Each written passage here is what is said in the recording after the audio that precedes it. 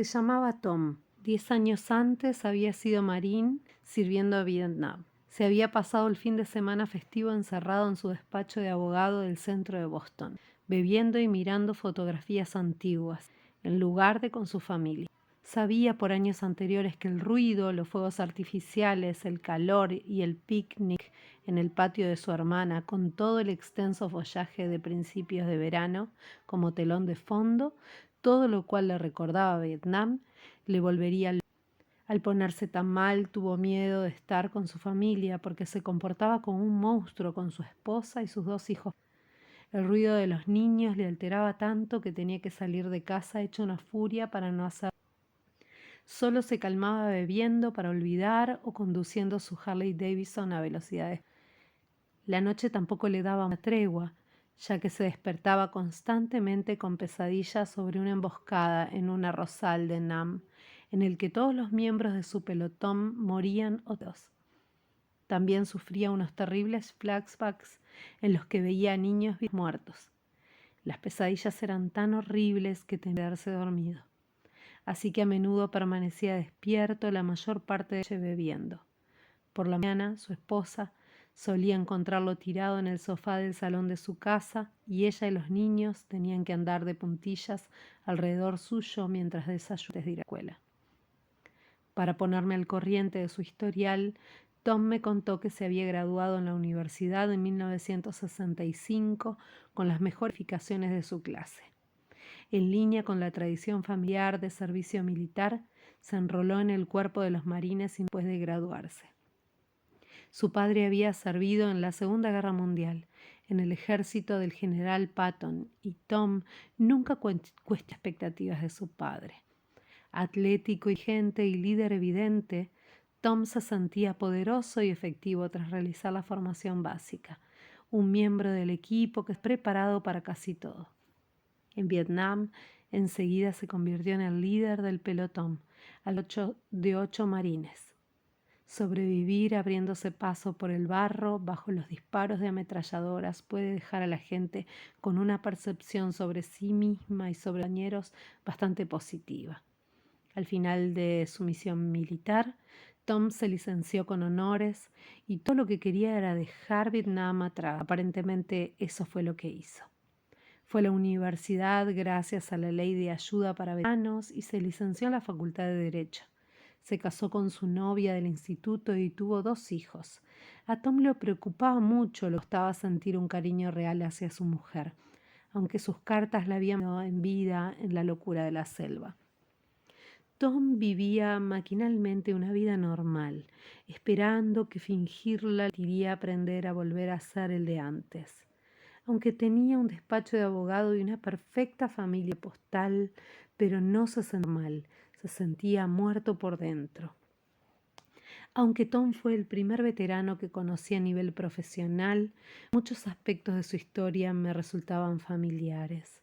Yo crecí en Holanda de la posguerra, jugando con edificios bombardeados, con un padre que se había opuesto con tanto fervor a los nazis que fue enviado a un campo de internamiento. Mi padre nunca habló de su experiencia en la guerra, pero de vez en cuando sufrió unos ataques de rabia excesivas que como niño pequeño me sorprendían. ¿Cómo podía ser que el hombre que cada día escuchaba bajar sigilosamente las escaleras para rezar y leer la Biblia mientras el resto de la familia dormía podría tener ese temperamento tan aterrador? ¿Cómo podía alguien cuya mujer estaba dedicada a la justicia social estar tan lleno de rabia? Fui testigo del mismo comportamiento desconcertante con mi tío, que fue capturado por los japoneses en las Indias Orientales holandesas, la actual Indonesia, y enviado como mano de obra esclava a Alemania, donde trabajó en el famoso puente sobre el río Kuwai. Tampoco mencionó casi nunca la guerra y él también sufría ataques incontrolables de ira. Mientras escuchaba a Tom me preguntaba si mi padre habrían sufrido pesadillas y flashbacks, si ellos también se sentían desconcertados de sus seres, incapaces de experimentar el verdadero placer de la vida. En alguna parte, en el fondo de mi mente, también debo de tener recuerdos de mi aterrada y a menudo aterradora madre. a cuyo trauma infantil en ocasiones se hacía alusión y que, según creo ahora, ella recreaba con frecuencia. Tenía la inquietante costumbre de desmayarse cuando le preguntaban vida de pequeña y luego culparme a mí por hacerla sentir tan mal. Tranquilizado por mi interés evidente, Tom se calmó y me contó lo asustado y confundido que estaba. Tenía miedo de volverse como su padre, que siempre estaba enfadado y casi nunca hablaba con sus hijos, salvo para compararlos desfavorablemente con sus compañeros que habían perdido la vida desde 1944 durante la batalla de las Ardenas. A medida que la sesión se iba acercando a su fin, hice lo que suelen hacer los médicos. Me centré en la parte de la historia de Tom que creía haber comprendido pesadillas. Cuando estudiaba medicina, trabajé en un laboratorio del sueño, observando los ciclos de los pacientes, y colaboré en la redacción de algunos artículos sobre las pesadillas. También participé de algunos estudios tempranos sobre los efectos viciosos de los fármacos psicoactivos que se estaban empezando a utilizar en los años 70. Así pues, aunque no comprendía del todo el alcance de los problemas de Tom, las pesadillas eran algo que conocía mejor y, como ferviente creyente en la química, pude proporcionarnos una vida mejor. Le receté un fármaco que sabía que era efectivo para reducir la incidencia y la gravedad de las pesadillas. Programé una visita de seguimiento para Tom al cabo de 2 semanas. Cuando volvió para la siguiente visita, le pregunté ansiosamente cómo le había ido el fármaco. Me dijo que no se tomó ninguna pastilla.